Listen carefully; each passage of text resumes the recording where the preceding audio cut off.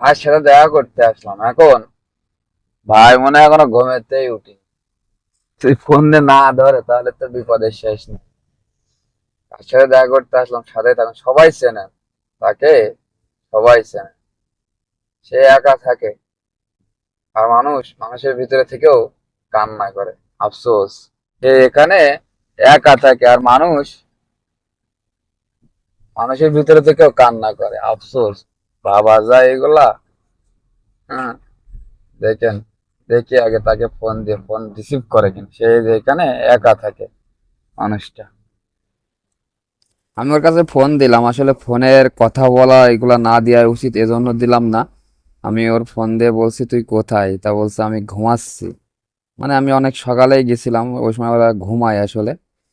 পরে ও বলছে দাঁড়া আমি চলে আইছি 2 মিনিট, মানে ও থাকে একটু ভিতরে, এজন্য বলছে দাঁড়া 2 মিনিট আমি চলে আইছি। এখানে আবার হুমকিও দিচ্ছে যে ভিডিও টিডিও করলে কিন্তু আসবো না। আরে বাবা, কি ভয়, মনে হচ্ছে ওকে কেউ চেনে না। হ্যাঁ, এখনো ভাই ঘুমাস। এ কিরে, গেট কই? এমনি যাওয়ার জায়গা আছে? তুই এখনো ঘুমোচ্ছিস কেন? আরে এ দিয়ে আসবো? কোনটা খুলবো? এত বড় ক্যামেরা? এইগুলো এইগুলো আসলে মাজরা, যেখানে আপনার সব ধরনের চাষবাস হয়, কিন্তু এখানে ওরা চাষ করে না। এখানে জাস্ট শুধু ফুল বা কোনো ভালো ভালো গাছ এইগুলো লাগায় ওরা, সেইগুলোই দেখভাল করে। এবং সবকিছু এখানে মোটামুটি আছে, তবে কষ্ট নেই, পানি দিতে হয়, 2 বেলায় পানি দিতে হবে। এটা হলো ওদের কাজ। But শান্তি আছে এক ধরনের, বাট আমরা মাঝে মধ্যে যাই, খুবই মজা করি। আসলে এখানে হচ্ছে এই কুয়েতিরা শখের বসে হয়তো বা সময় কাটালো, বা এই জন্য ওখানে বসে পড়ে আড্ডা দেওয়ার কারণে এটা ওরা তৈরি করে বা জায়গা কিনে ওরা যাতে সময় সময় কাটাতে পারে। কারণ এখানে তো বাইরের পরিবেশ খুব কম, সব বিল্ডিং এ ভরা। তাই আর কি, এখানে এই যে উট, একটা উট মোটে এ শুধু দুধ খাওয়ার জন্য পালন করে, খাতি দেয় ওর ভিতরে আটকায় রাখে ব্যাস। আমি দেখছি যে ভাই কোন দিকে গেল, ও বেরোলো রুম থেকে, বেরিয়ে কথা বললাম, তারপর চলে আসলাম। ও বলছে আমার একটু গাড়ি চালাতে হবে, আমি বললাম চল যাই গাড়ি চালাই আসি, তাই আর কি গেলাম ভাই। আসলে ওরও লাইসেন্স হয়ে যাবে, একটু সময় লাগবে এই আর কি।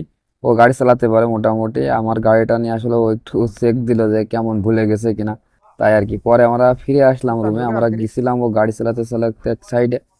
সেখান থেকে আসলে ওর রুমে আসছে, আমি ওর পাশ পাশ যাচ্ছি আর এক এক প্রশ্ন করছি, আর ও এক এক কথা বলছে, আমি ভিডিও করছি এখানে কি বিষয় কি।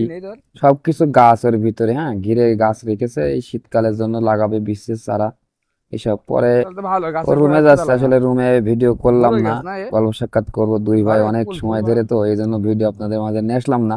আসলে বিদায় বেলায় অরিজিনালি অনেক কষ্ট হয় বিদায় নেওয়ার সময়।